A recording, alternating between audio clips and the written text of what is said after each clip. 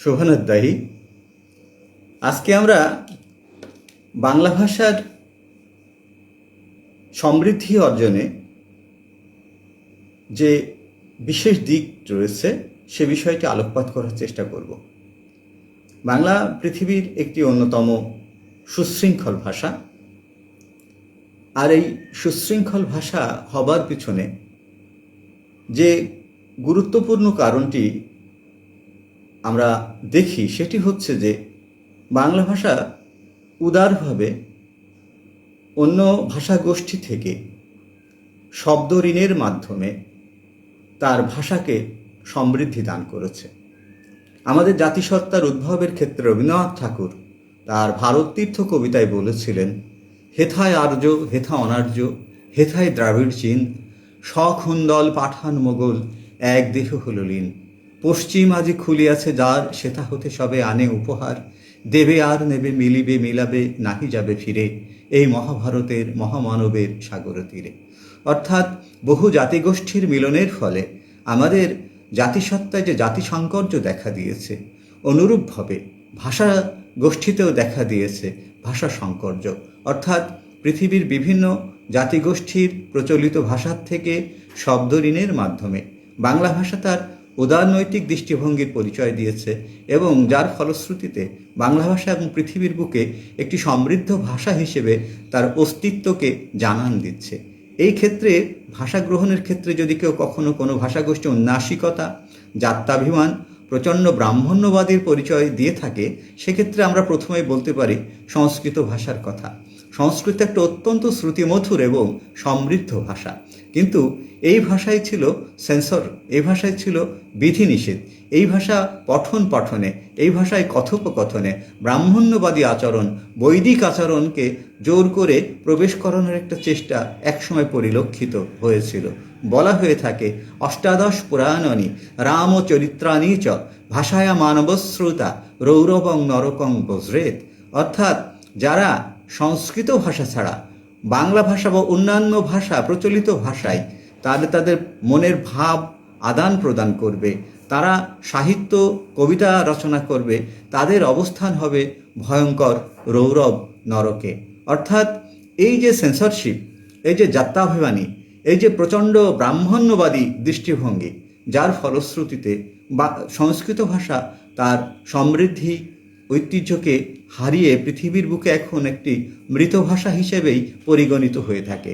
তবে পুরোপুরি dead language হিসেবে সংস্কৃত ভাষাকে কেউ কেউ আখ্যায়িত করতে নারাজ, কেননা এখনও ভারতবর্ষের বিভিন্ন পূজা পার্বণে, বিভিন্ন যজ্ঞানুষ্ঠানে সংস্কৃত ভাষায় মন্ত্রপাঠ উচ্চারিত হয়ে থাকে।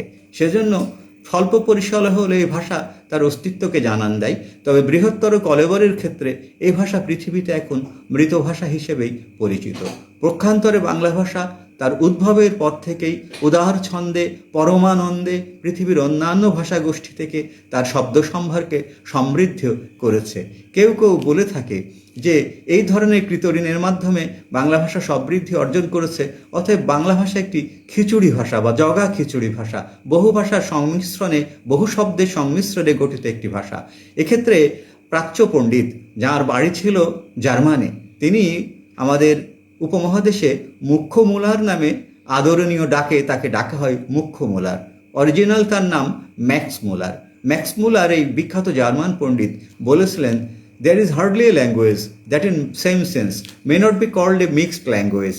No nation or tribes was ever so completely isolated as to not admit a certain number of foreign words.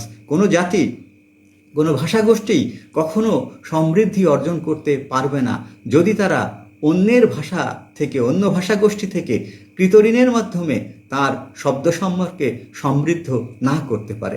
তাহলে যতক্ষণ না পর্যন্ত অন্য ভাষা থেকে আমরা শব্দ ঋণের মাধ্যমে আমাদের ভাষাগোষ্ঠীর সাথে সংযুক্ত না করতে পারছি, ততক্ষণ কিন্তু কোনো ভাষায় পৃথিবীতে তার সমৃদ্ধি অর্জন করতে পারে না। ইংরেজি ভাষার যে বাড়বাড়ন্ত অবস্থা, আপনারা শুনে অবাক হবেন। এই ইংরেজি ভাষার একটা বিশাল শব্দ সম্ভার ল্যাটিন থেকে, গ্রিক থেকে, রোমান থেকে সংগৃহীত হয়েছে। অতএব অন্য ভাষার থেকে শব্দ ঋণের মাধ্যমে ভাষাকে সমৃদ্ধ করলে সে ভাষা কখনো দুর্বল হয়ে পড়ে না, বরং সে ভাষা সমৃদ্ধি অর্জন করে। মধ্যযুগের কবি ভারতচন্দ্র রায় গুণাকার তিনি তার অন্নদামঙ্গল কাব্য রচনার ক্ষেত্রে চিন্তিত হয়েছিলেন যে এই জন্য যে আমি অন্নদা দেবীর মাহাত্ম্য বর্ণনা প্রসঙ্গিত এই কাব্য রচনা করছি, এই কাব্যে তাহলে আমি কি সংস্কৃত শব্দই ব্যবহার করব? তিনি চিন্তা করলেন এক্ষেত্রে যদি আমি সংস্কৃত শব্দবহুল কাব্য রচনা করি তাহলে আমার কাব্য সাধারণ পাঠকের কাছে, ব্রাত্যজনের কাছে, নিম্নবর্ণের মানুষের কাছে, অন্তজনের মানুষের কাছে ঠিকমতো পৌঁছাতে নাও পারে। তাই তিনি বলেছিলেন, না রবে প্রসাদ গুণ, না হবে রসাল, অতএব কহি ভাষা জবানি মিশাল।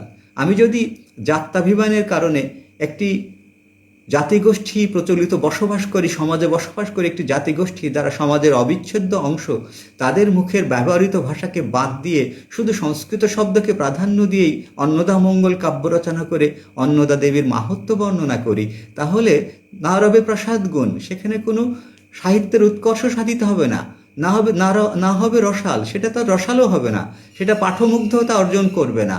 অতএব কহি ভাষা যবনী মিশাল, অতএব আমি কাব্য রচনা করব এই জনগোষ্ঠীর মধ্যে বিরাজমান জাতিসত্তা, মুসলমানদের মুখে যে কথোপকথনে যে সমস্ত শব্দগুলো ব্যবহৃত হয় আমি সে শব্দে উদারভাবে গ্রহণ করব। অতএব আমার উদ্দেশ্য হচ্ছে সাহিত্যকে রসালা করা, সাহিত্যকে বোধগম্য করা, সে যবনী ভাষা হোক আর পৃথিবীর অন্য যে কোনো ভাষা হোক না কেন, সে ভাষা ব্যবহারে আমি কোনো রকমের কার্পণ্য, কোনো রকমের উন্নাসিকতার পরিচয় দেব না। বাংলাদেশের কবিরা, বাংলাদেশের সাহিত্যিকরা, বাংলাদেশে বরেণ্য বুদ্ধিজীবীগণ এই উদারনৈতিক দৃষ্টিভঙ্গির পরিচয় দিয়েছিলেন বলেই বাংলা ভাষা আজকে পৃথিবীর বুকে অত্যন্ত সুশৃঙ্খল ভাষা হিসেবে মাথা উঁচু করে দাঁড়িয়ে থাকে।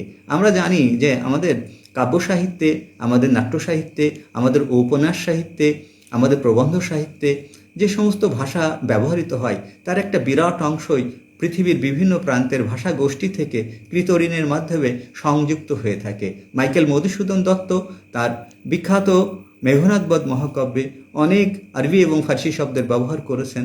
তার বিখ্যাত কমেডি নাটক বুড়ো শালিকের ঘাড়ে রো, এখানে তিনি প্রচুর পরিমাণে ফার্সি শব্দ, আরবি শব্দের ব্যবহার করেছেন।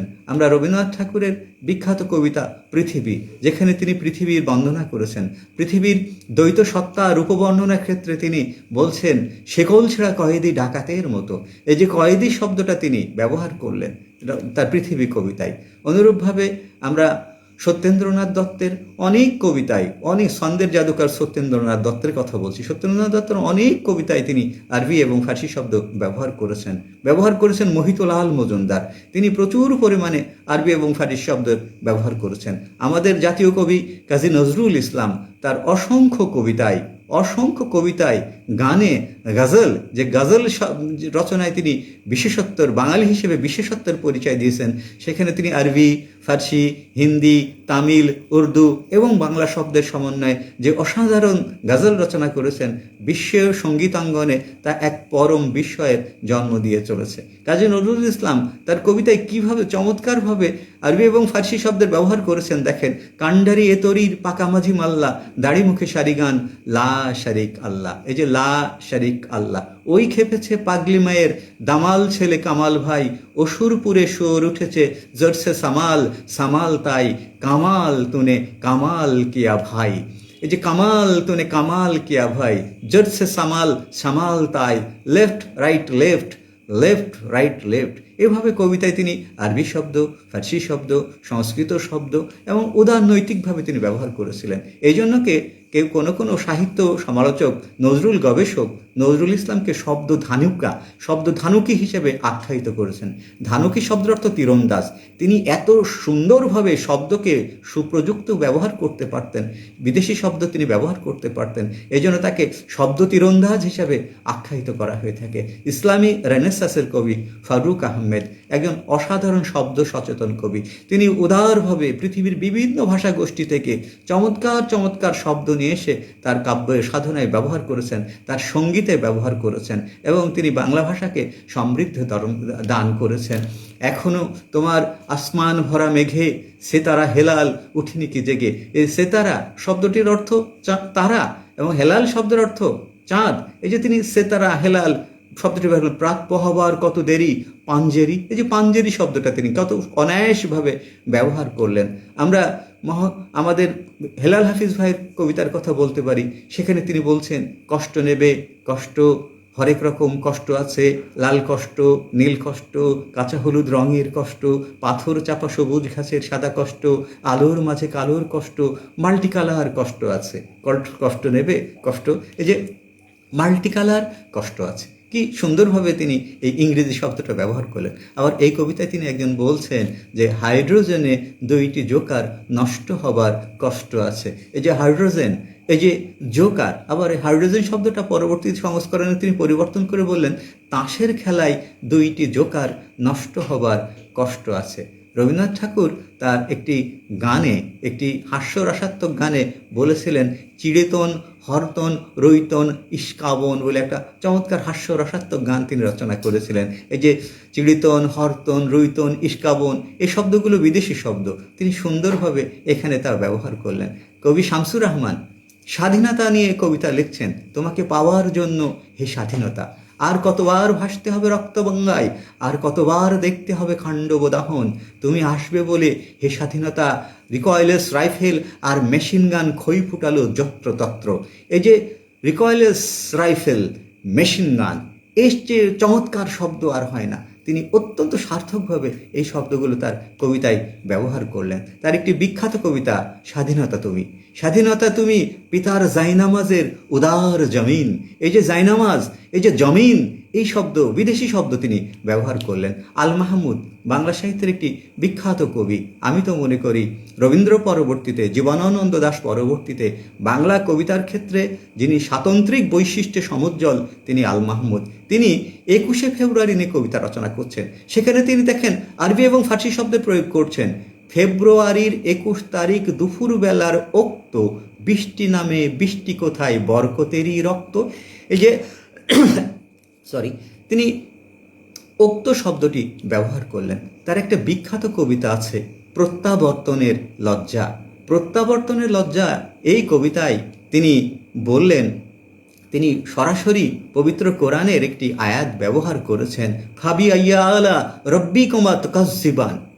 এই আয়াতটি অর্থাৎ সূরা রহমানের সে বিখ্যাত আয়াতটি ব্যবহার করেছেন। অর্থাৎ তুমি তোমার প্রভুর কোন কোন নিয়ামতকে অস্বীকার করবে, তুমি তোমার স্রষ্টার কোন কোন নিয়ামতকে অস্বীকার করবে। পবিত্র কোরআনের বাণীকে তিনি এইভাবে সংযুক্ত করলেন। অতএব আমাদের জাতিসত্তার ক্ষেত্রে যে উদারনৈতিক দৃষ্টিভঙ্গি আমাদের কবি সাহিত্যিক, আমাদের ভাষাতাত্ত্বিক, আমাদের ভাষা গবেষকগণ যে উদারনৈতিক দৃষ্টিভঙ্গির পরিচয় দিয়েছে বলেই বাংলা ভাষা আজকে পৃথিবীর বুকে একটি সমৃদ্ধ ভাষা হিসেবে মাথা তুলে দাঁড়িয়ে আছে। এখানে দেখবেন যে কোথাও কোনো বিক্ষোভ মিছিল প্রদর্শিত হলে কিভাবে বিক্ষোভ মিছিলে স্লোগান আসে, অ্যাকশন অ্যাকশন ডাইরেক্ট অ্যাকশন। এখানে যদি অন্য কোনো শব্দ, বিকল্প শব্দ ব্যবহার করা যায় তাহলে মিছিলের এই বিক্ষোভের জোশটা যেন সেইভাবে প্রকাশিত হয় না। এভাবেই বাংলা শব্দ উদারনৈতিক দৃষ্টিভঙ্গি থেকেই তার শব্দ সম্ভারকে সমৃদ্ধ করেছে এবং যে কোনো ভৌগোলিক অবস্থা বিবেচনায়, যে কোনো রাজনৈতিক অবস্থা বিবেচনায়, যে কোনো সামাজিক ও আর্থসামাজিক অবস্থা প্রেক্ষাপটে বাংলা ভাষা খুবই চমৎকারভাবে অন্য ভাষা থেকে কৃত ঋণের মাধ্যমে বাংলা ভাষায় বিদেশি শব্দকে আত্মীকৃত করে, আত্মীয়তার সূত্রে আবদ্ধ করে ফেলে, যার ফলশ্রুতিতে বাংলা ভাষা আজকে পৃথিবীর একটি অন্যতম ভাষা হিসেবেই বিবেচিত। পৃথিবীর বিভিন্ন প্রান্তে বসবাসরত বাংলাভাষী জনগোষ্ঠী এই ভাষার ঔদার্য, এই ভাষার মাহাত্ম্যের কারণে জাতিসংঘের দাপ্তরিক ভাষা হিসেবে বাংলা ভাষাকে সংযুক্ত করবার যে জোর দাবি জানিয়েছে, এই দাবির পিছনে আমি মনে করি না কোনো আবেগ আছে যুক্তি। আমি এই দাবিকে যথার্থ যৌক্তিক মনে করি, কারণ বাংলা ভাষার যে শব্দ সম্ভার, বাংলা ভাষার যে সুশৃঙ্খল বাক্য বিন্যাস, বাংলা ভাষার যে পদপরিক্রম বা পদবিন্যাস তা ঈর্ষণীয়। একটি মিষ্টি ভাষা হিসেবে পৃথিবীতে এই ভাষা সমদ্রিত। আসুন আমরা সকল প্রকার উন্নাসিকতাকে, সকল প্রকার জাত্যাভিমানকে ত্যাগ করে পৃথিবীর বিভিন্ন প্রান্তে যেখানে যে ভাষাটি আমাদের ভাষাকে সমৃদ্ধ করতে পারে, আমাদের ভাষাকে আরও চমৎকার সুমিষ্ট করে তুলতে পারে, সেই ভাষাকে আমরা উদারভাবে গ্রহণ করি। এক্ষেত্রে কোনো রকম জাত্যাভিমান, কোনো রকম উন্নাসিকতা, কোনো রকম সেন্সরশিপ থাকলে ভাষা তার প্রাণশক্তি হারিয়ে ফেলবে। আমরা আমাদের বাংলা ভাষার প্রাণশক্তিকে আরও সমৃদ্ধ করব, এই প্রত্যাশা রেখে আজকের মতো বিদায় নিচ্ছি। আল্লাহ হাফেজ। আসসালামু আলাইকুম।